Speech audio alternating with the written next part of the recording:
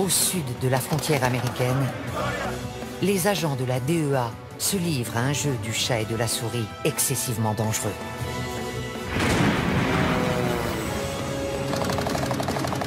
Dans toute l'Amérique centrale, ces flics d'élite combattent les cartels. On n'a jamais vu ce genre de bateau. Le flot de cocaïne d'inonder le marché nord-américain. Il y en a une sacrée quantité. Il en sort de partout. Face à eux, un ennemi ingénieux et brutal. Il a avalé 100 boulettes, l'équivalent d'1 kilo. Des milliards de dollars sont en jeu. La vache. Ça fait un paquet de blé. Allez-y, nettoyez le secteur. Bon sang. Découvrez les coulisses d'une guerre dont tout le monde a entendu parler, Le voilà. mais dont peu connaissent la réalité. Vous ne nous dites pas la vérité. C'est lui avec le bébé. Nom de Dieu. Oh, bon sang.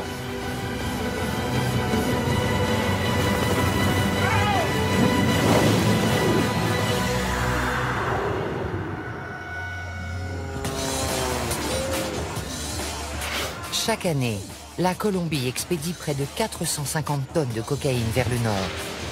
Valeur à la revente, 67 milliards de dollars.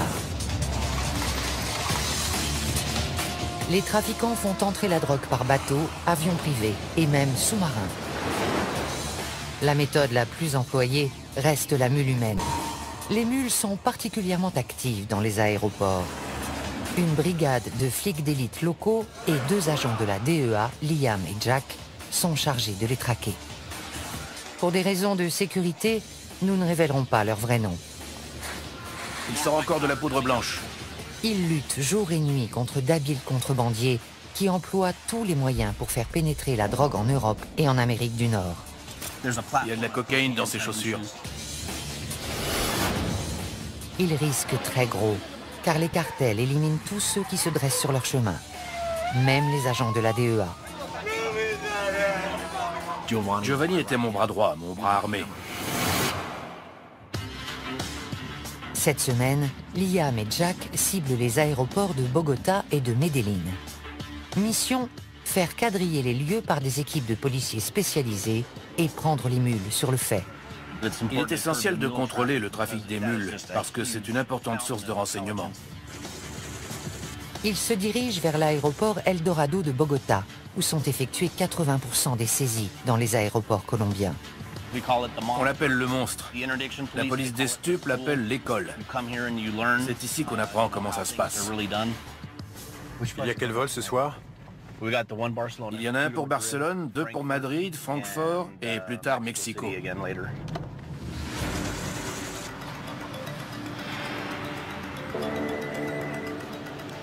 Allô? Ok, t'es où? On est en train d'arriver. Salut. Un chien a repéré un sac suspect et la police a isolé un ressortissant italien et ses bagages dans une zone sécurisée. Ils sont sûrs qu'il y a de la coke dedans, alors ils les ont mis sous clé.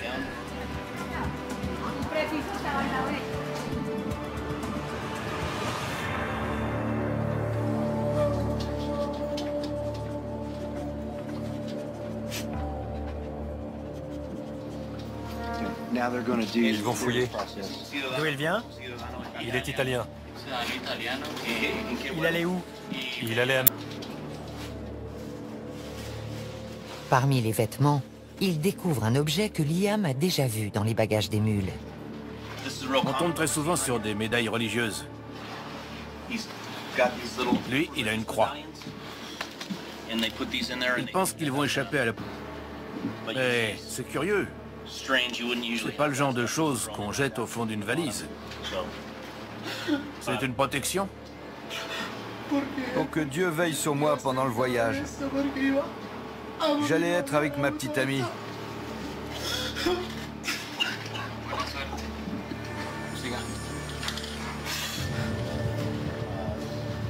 La veste n'est pas normale à la palpation. Il y a quelque chose de lourd dans la doublure. Il perce le tissu pour récupérer la substance et la passer dans ce test de détection positif à la cocaïne. Dans ce cas, le jeune Italien sera arrêté et passera les 3 prochaines années dans une prison colombienne. Voilà. Test positif à la cocaïne. Positif.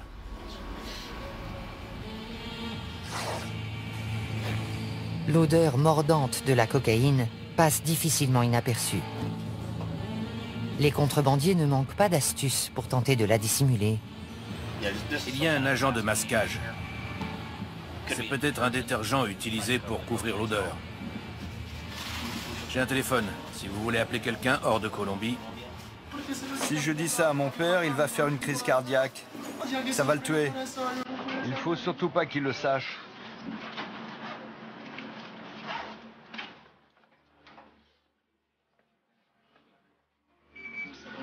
Je suis arrivé en Colombie le mois dernier avec ma petite amie. Elle est enceinte.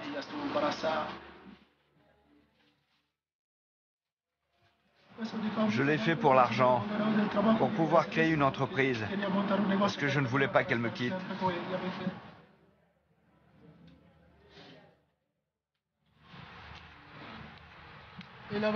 C'est elle qui avait organisé cette folie. Elle voulait qu'on passe notre vie ensemble. La tendance est aux ressortissants étrangers en Colombie.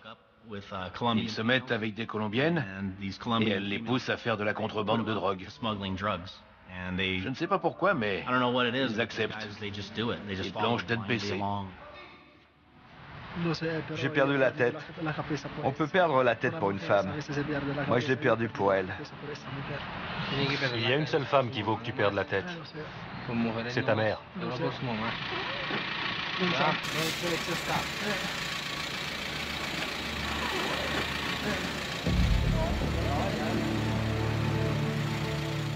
Le boulot de Liam et de Jack ne se résume pas à arrêter des mules.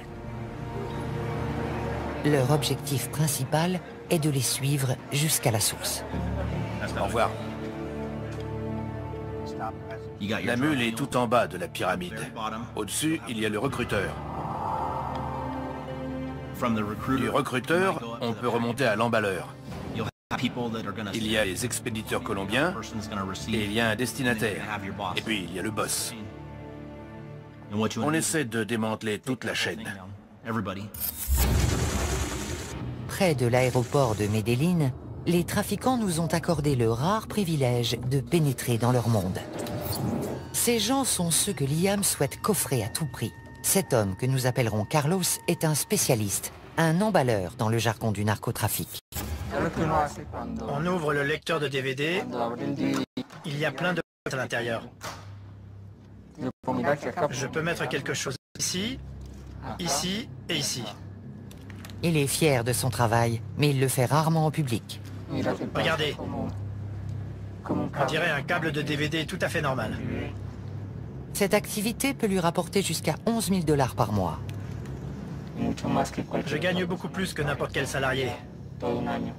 Je gagne en un mois ce qu'une personne normale gagne en un an. Carlos ne pourra jamais quitter le cartel, même s'il le souhaitait. Il en sait beaucoup trop. Tu bosses ou t'es mort. Il n'y a que 2 options. Tu les connais, tu sais comment ils travaillent, comment ils expédient la drogue. Ce serait très difficile de les lâcher. Tu fais ton boulot et tu la fermes, c'est mieux.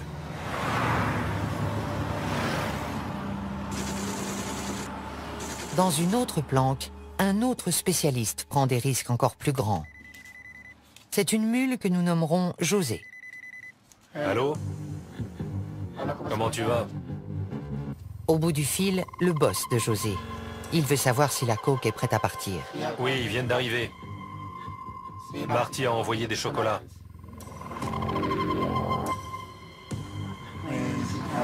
Pour pouvoir survivre, je transporte de la drogue.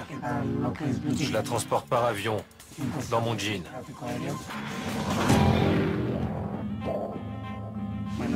Ça, c'est mon jean normal. On le transforme.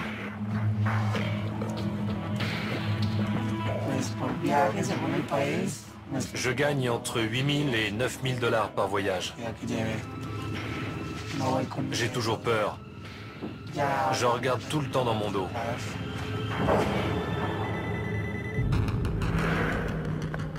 Un autre appel. Cette fois, ce sont les directives. Ils te veulent y aller. Et si tu es prêt mentalement, ils te font répéter ce que tu vas dire, ce que tu vas faire, pourquoi tu voyages. Tu connais ton rôle quand tu arrives à l'aéroport.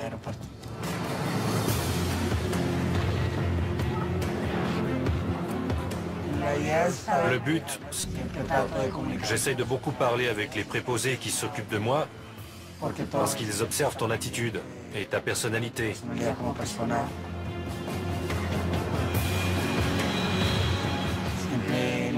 Ma mère vient m'attendre à l'aéroport. Et quand j'arrive, elle me serre dans ses bras et elle m'embrasse. Ce n'est pas facile pour elle. Ce n'est pas normal. Ma mère est une femme bien.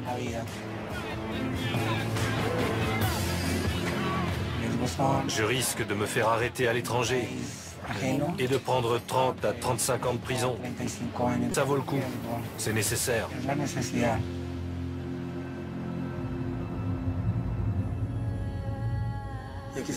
Je le fais pour ma mère, pour mon frère, pour mes études. Ce n'est pas un travail honorable, mais je suis forcé de le faire. En sortant, José nous demande de ne pas le suivre. On ignore ce qu'il est devenu.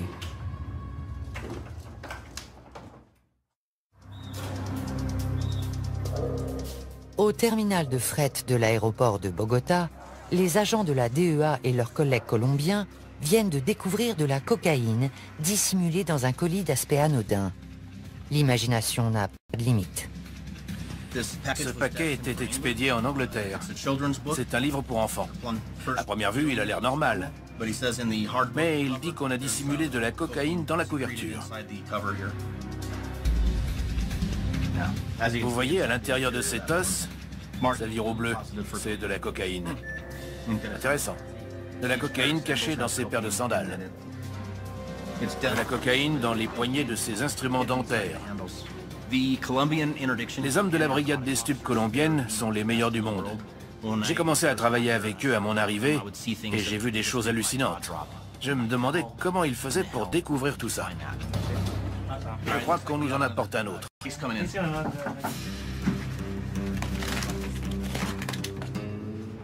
C'est un carton de déodorant à billes à destination de l'Espagne. Et les flics étaient soupçonneux. Je suis d'accord, ça n'a pas de sens. Je pense qu'il y a un petit réservoir ici contenant du vrai déodorant et un double fond dessous rempli de cocaïne liquide. Je vais passer pour un crétin si je me trompe. Mais d'après mon expérience, je dois être dans le vrai. Perce un petit trou ici. Liquide?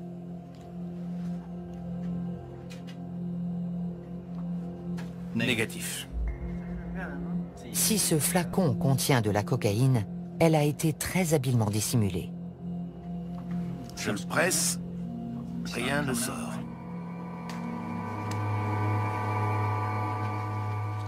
Bleu, positif, cocaïne. Il y a bien de la cocaïne, comme je l'avais dit. Je me sens moins bête. C'est de la cocaïne liquide. Encore un point pour les flics. J'aime la chasse. Une bonne journée pour moi, c'est avoir des informations et remonter la piste.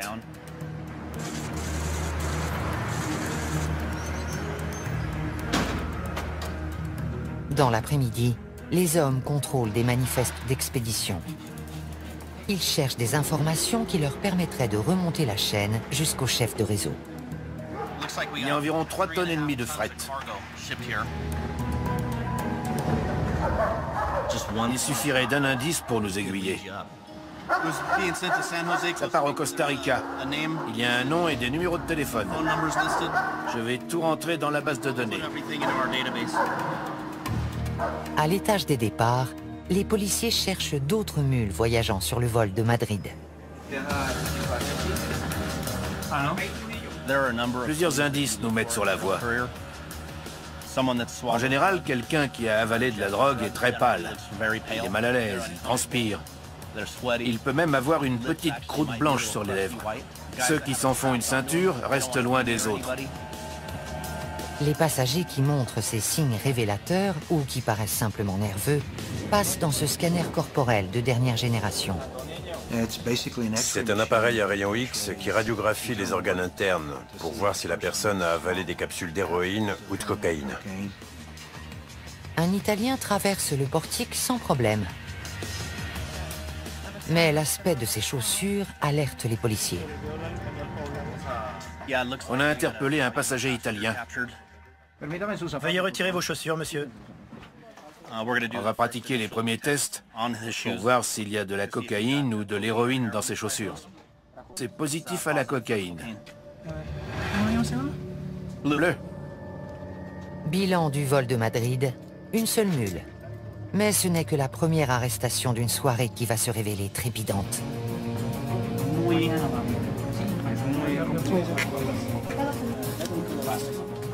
Il pèse très lourd. Trop lourd. Un petit échantillon? Voilà. Cocaïne. Il y a de la cocaïne liquide dans ce jean. On voit de la cocaïne liquide au quotidien depuis environ 1 an et demi. On en saisit beaucoup parce que c'est facile à dissimuler. Quand une méthode marche, ils s'en servent jusqu'à ce qu'elle ne marche plus, et là, ils changent. Parmi les nouvelles techniques, les vêtements imbibés de coke liquide. Il les trempe dedans, comme pour faire la couleur qui ressort est caractéristique de la cocaïne. Arrivés à destination, les vêtements subissent un traitement à l'alcool pour extraire la drogue. Ensuite, un passage au micro-ondes transforme le liquide en poudre prête à la revente.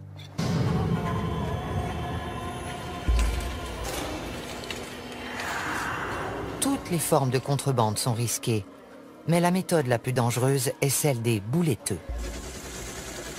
Liam et le major Delgado de la police colombienne répondent à un appel. Une mule qui avait ingéré 40 boulettes a été arrêtée. Cette fois, il ne s'agit pas de cocaïne, mais d'héroïne.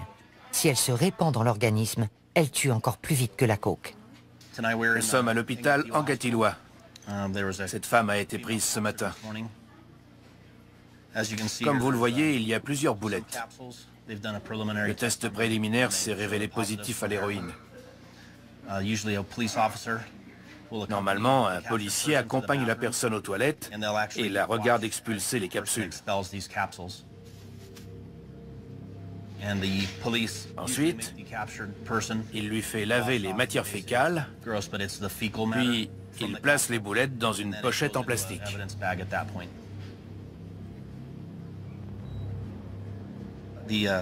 La femme dit qu'elle a avalé 40 capsules. Jusqu'à présent, elle en a expulsé 36. Il en reste 4. Elle espère qu'elle va les expulser bientôt, parce qu'elle craint pour sa vie. Malheureusement, sa vie n'est pas seule en jeu. Elle est enceinte. J'étais obligée de le faire. Je suis au chômage et j'ai besoin d'argent pour nourrir mes enfants.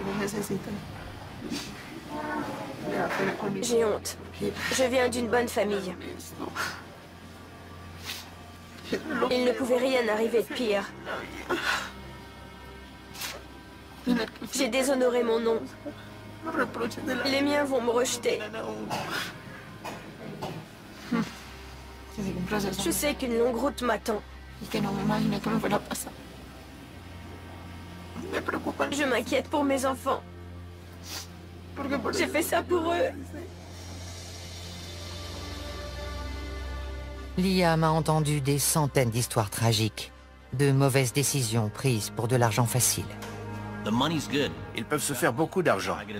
S'ils réfléchissent à court terme, ils trouvent que ça vaut la peine. Ils pensent qu'ils ne se feront pas arrêter. Mais on les prend à tous les coups. Ça ne vaut pas la peine.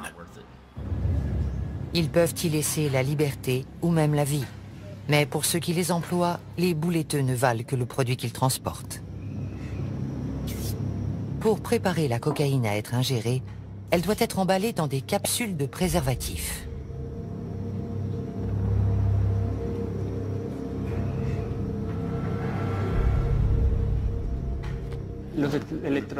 On m'apporte le produit, on me dit emballe-le et c'est tout.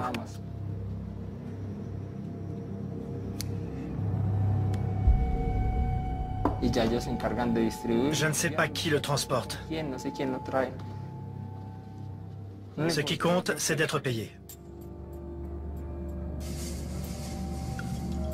Une fois le kilo en boulettes, on engage une mule qui les avalera pour le transport. Nous appellerons celle-ci Moreau. Moreau est bouletteux depuis 10 ans. Il connaît parfaitement les risques. Jusqu'à présent, j'ai fait beaucoup de voyages et je m'en suis sorti vivant. Mais j'ai beaucoup d'amis qui sont morts en traversant la frontière. L'huile permet aux boulettes de passer plus facilement. Mais avec une telle concentration de drogue, la moindre fuite pourrait causer un arrêt cardiaque. C'est très dangereux. On peut mourir dès la première boulette du premier voyage, parce qu'il est toujours possible que la cocaïne se répande.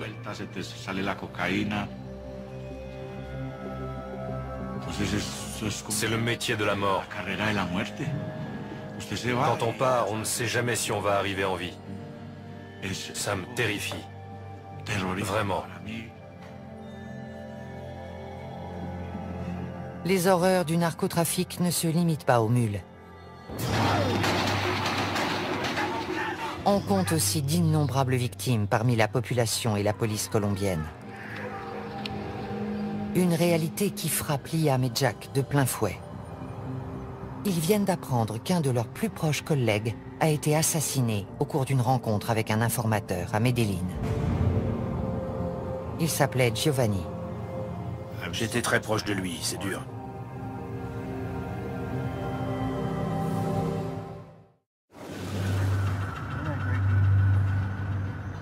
Liam et Jack se rendent à Medellín, où ils comptent investir l'aéroport pour la seconde phase de leur opération coup de filet.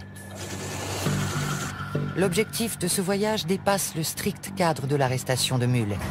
Ils veulent trouver les assassins de Giovanni. Je vais à Medellín pour des raisons personnelles. Un de mes meilleurs amis a été tué. On vient coordonner l'enquête sur son assassinat. L'ancien bastion de Pablo Escobar demeure l'épicentre du trafic de drogue, un terrain très dangereux pour la DEA. Tout policier risque la mort à Medellín. Il faut être sur le qui-vive. Quand je viens dans cette ville, je suis prêt à tout. J'ai repéré une moto blanche derrière nous. Elle nous suit depuis une dizaine de minutes. Le conducteur s'intéresse beaucoup à nous. Il n'arrête pas de nous regarder. Il n'est peut-être pas dangereux, mais il pourrait appeler quelqu'un pour dire qu'il a vu quelque chose de bizarre. Les trafiquants sont peut-être déjà au courant de leur présence. Mais Liam et Jack continuent jusqu'au jardin botanique où Giovanni a été abattu. Giovanni était l'un des meilleurs policiers que j'ai rencontrés. Il avait un cœur de lion. Il ne connaissait pas la peur. Il faisait un boulot formidable et ça rejaillissait sur moi. Je me reposais sur lui. C'est là? On peut se garer à l'intérieur? C'est arrivé à 7h25 du matin. Il devait y avoir autant de monde que maintenant. Faut être vraiment gonflé pour faire ça en plein jour. Giovanni croyait avoir rendez-vous avec un informateur quand il a été tué de sang-froid devant des centaines de personnes. D'après les preuves matérielles et les photos de la scène de crime, le véhicule de nos hommes était garé dans ce sens. Le conducteur et le passager à l'avant, personne derrière. 2 tueurs se sont approchés par les côtés. L'un du côté du conducteur, l'autre du passager.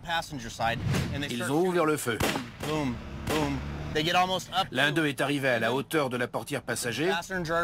Il a éjecté un magasin, en a mis un autre et a recommencé. Puis il a reculé. Et ils se sont enfuis. Ils étaient entraînés. Ils avaient une expérience militaire vu la façon dont ils se sont approchés du véhicule et dont ils tenaient leur arme. Ils la tenaient pas comme des gangsters. C'était pas leur premier assassinat. Ils vont ratisser le quartier en quête de renseignements. On doit aller à plusieurs endroits, mais vous ne devez pas vous montrer. Est-ce être présent ce jour-là? D'autres gens qui sont souvent dans le coin. Peut-être. Vous devriez aller voir par là.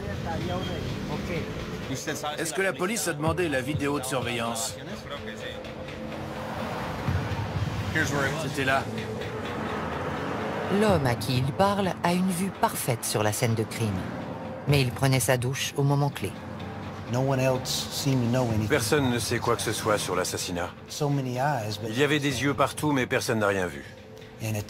Pour nous, cela signifie que la Oficina contrôle le quartier.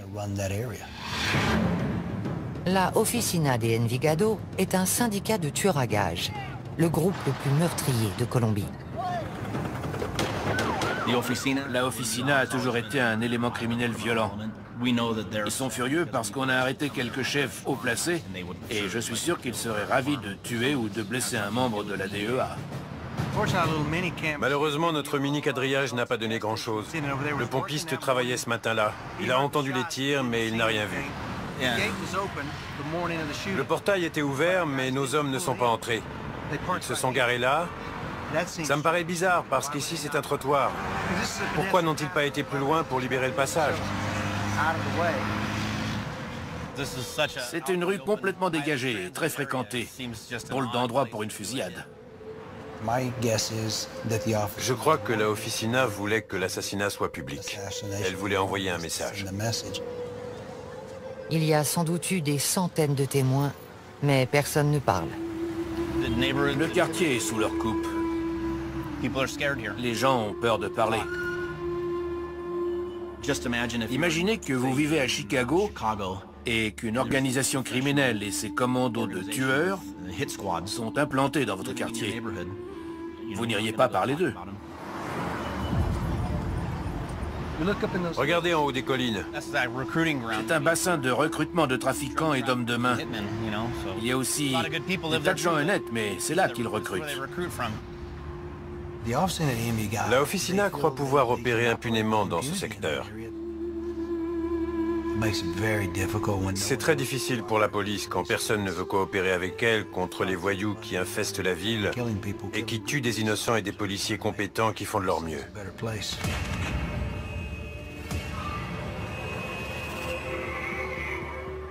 Caché dans ces collines, un tueur à la solde d'un cartel a accepté de nous confier sa vision de la guerre en cours. Il se prépare pour son prochain contrat, qui ne lui rapportera que 400 $. J'avais 16 ans quand j'ai commencé. J'ai grandi dans un quartier où il était courant de tomber sur un cadavre dès qu'on sortait de chez soi le matin.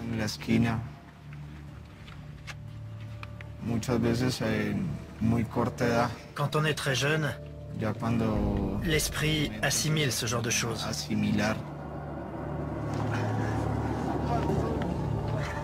Ce n'est pas une excuse.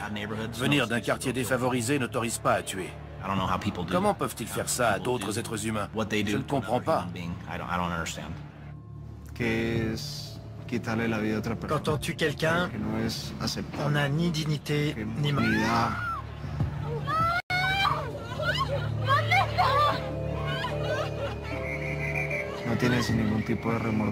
On n'éprouve aucun remords.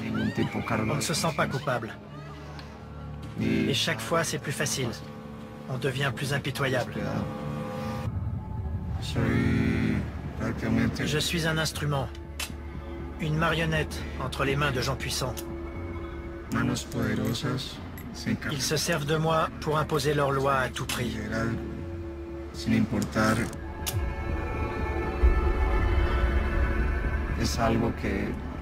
C'est quelque chose qu'on a dans le sang.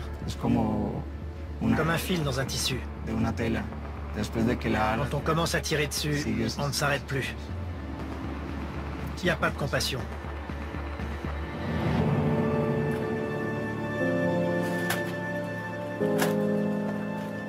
Bien qu'il traque sa victime avant de la tuer, l'assassin ignore la raison du contrat. On suppose que la personne qu'on va éliminer n'est plus utile au groupe. Ou que c'est simplement un innocent qui en sait trop.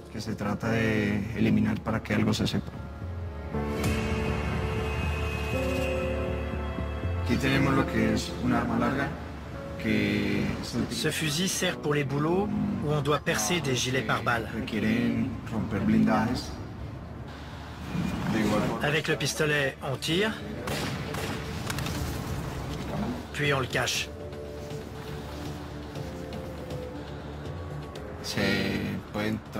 On peut enduire les balles de poison. Ici, c'est du cyanure. Une simple éraflure sur la jambe entraîne la mort.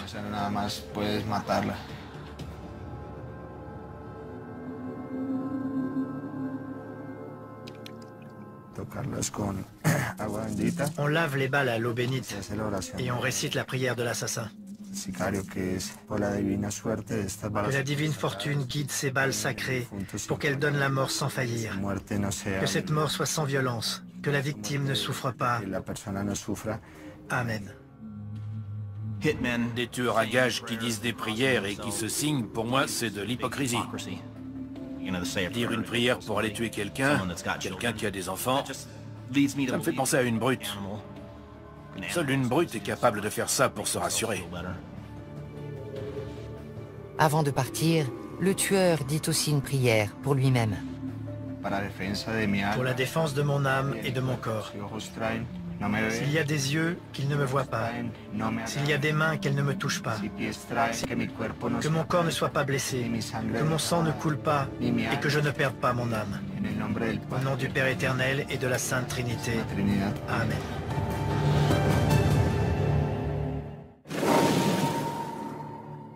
L'opération Coup de filet se poursuit toute la semaine à l'aéroport de Medellín. Une suspecte est dirigée vers le scanner corporel. Les rayons X montrent des images très bizarres, de taille et de forme identiques. Ce n'est pas normal pour des organes internes. C'est la première fois que je vois ça et j'ai vu des milliers de scans corporels. On dirait des entrailles d'extraterrestres. C'est très étrange.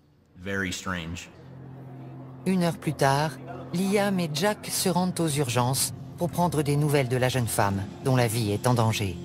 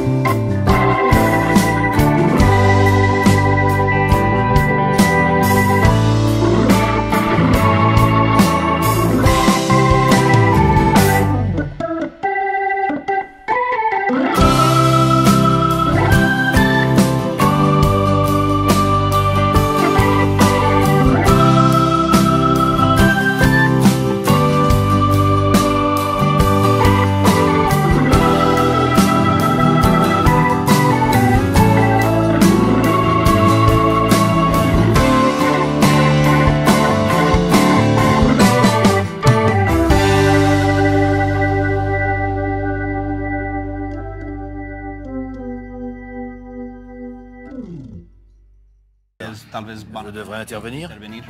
Sans doute. D'après le médecin, si ces boulettes mal faites restent plus de 48 heures dans le système digestif de la patiente, c'est la mort presque à coup sûr. Il lui est arrivé de devoir ouvrir entièrement la cavité abdominale pour les extraire. Si la jeune femme a pesé les conséquences de sa décision, son recruteur a certainement minimisé les risques. Ils leur disent « T'inquiète pas, on a payé les flics, on le fait tout le temps. Tu vas gagner de l'argent, il n'y a aucun problème. » La mule qui croit ce mensonge commet sa première erreur. Son décès serait la première mort par overdose de l'opération Coup de filet. Non, c'est pas facile. Giovanni me disait tous les jours « Estamos en guerra », on est en guerre. « Somos un equipo, estamos en guerra ». On est une équipe, on est en guerre. C'était son leitmotiv. Ce soir, la guerre pourrait faire une nouvelle victime. Mais pour Liam et Jack, une petite victoire se profile. On a trouvé un témoin potentiel du meurtre de Giovanni.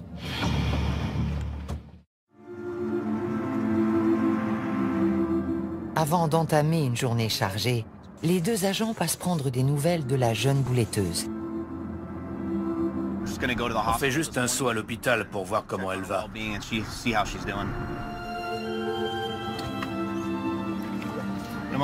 On voudrait parler à la jeune femme. Juste 5 minutes.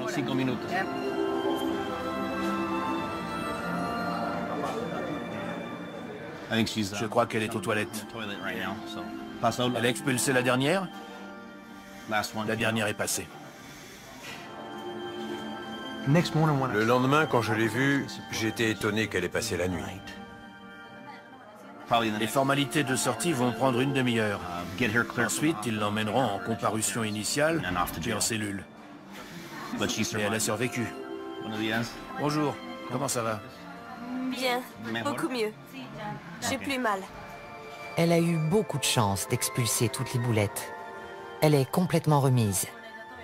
Liam et Jack tentent d'en savoir plus sur la personne qui l'a engagée. Mais elle maintient qu'elle a agi seule. Elle dit qu'elle est seule en cause. Je ne la crois pas. Je ne crois pas qu'elle avait les fonds pour acheter de la cocaïne et prendre l'avion pour le Honduras en espérant trouver un acheteur sur place. Elle protège quelqu'un, sûrement un membre de sa famille. Bonne chance et merci beaucoup. Merci. Vous avez été très gentils. Et vous avez des beaux yeux tous les deux.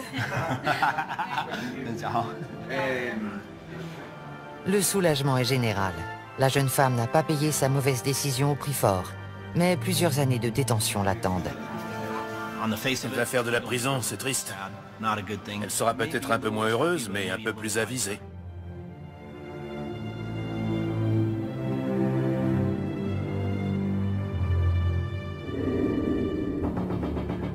Dans l'après-midi, Liam et Jack apprennent qu'un coup de fil important a été intercepté. Ils pensent qu'il provient de l'un des organisateurs de l'assassinat de Giovanni. Il flippe complètement au téléphone. Il dit qu'on lui a tiré dessus. Ils se rendent à l'hôpital où l'homme est soigné. Pour Liam, on a voulu l'abattre à cause de ce qu'il sait. On va lui mettre les points sur les i. Tu sais que tu seras mort très bientôt. Si tu veux t'en sortir, on est là pour t'aider. La coopération de cet homme pourrait marquer un tournant décisif dans l'enquête. Franco, on va à l'hôpital. J'espère que cet individu va faire une déposition et identifier les gens qui ont tué Giovanni. On arrive à l'hôpital. On ne peut pas vous emmener, c'est trop important.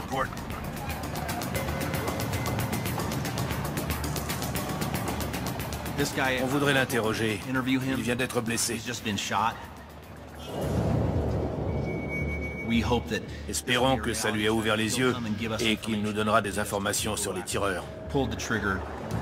S'il capture le responsable de l'assassinat de Giovanni, c'est tout un réseau de tueurs qui pourrait tomber. Ils ressortent une trentaine de minutes plus tard, plus tôt que prévu. Alors? Ça s'est pas passé comme on voulait. Le type soutenait qu'il ne savait rien. Son histoire n'était pas crédible. Il a menti tout du long. Regardez l'homme qu'on vient d'interroger. Il est couvert de sang, des pieds à la tête. Il a nié tout en bloc. Il n'a montré aucun remords pour ce qui est arrivé à nos flics. Aucune volonté de nous aider. Et il ne craint absolument pas pour sa vie. L'individu redoute bien davantage les assassins de la Oficina que d'être incarcéré par la DEA. À cause de son silence, l'enquête piétine.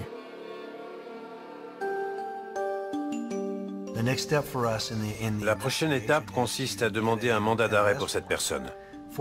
Qu'on le mette au moins derrière les barreaux, où on pourra le protéger. Car il est notre suspect principal, mais aussi notre témoin principal. On emploie toutes les méthodes d'investigation possibles. C'est ma façon de lui rendre hommage.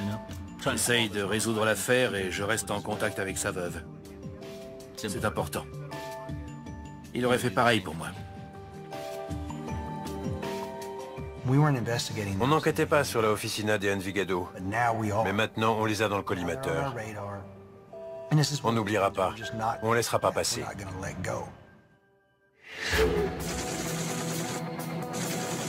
L'opération coup de filet s'achève.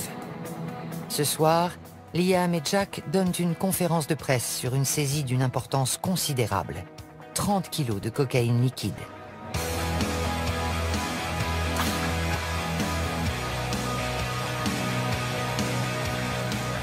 Chacun de ces sachets d'apparence anodine contient un ballon de la plus pure cocaïne liquide. Elle a été dissimulée avec art, mais c'est le boulot de la DEA. Vous avez essayé de ce côté? Non, je le sens au toucher. Pas à l'odeur. Ils sentent rien, mais eux, ils ont reniflé plus de cocaïne que moi. Si vous l'ouvrez normalement et que vous pressez dessus, il sentira de la mayonnaise ou du ketchup. Et vous ne sentirez pas la cocaïne. Mais dès que vous percez le sachet, l'odeur de la cocaïne couvre tout. Celui qui l'a emballé a fait du bon boulot pour la masquer. C'est une bonne méthode de contrebande. On a tout vu ici, dans le pantalon, les vêtements imbibés. Leur imagination en matière de cachette n'a pas de borne. Cette saisie est une victoire pour la DEA et ses collègues colombiens. Et alors même qu'ils se réjouissent, les trafiquants échafaudent de nouveaux plans et expédient des tonnes de drogue vers l'Amérique du Nord. On nous demande si ça vaut la peine, si on change quelque chose. Il n'y a pas de doute, on est efficace. La présence de la DEA en Colombie a réduit le trafic de drogue. Depuis mon arrivée, la sécurité publique s'est améliorée. L'économie et la population s'en trouvent mieux. Soldats dans une guerre d'une violence inouïe, confrontés à la puissance de milliards de dollars, Liam et Jack poursuivent le combat.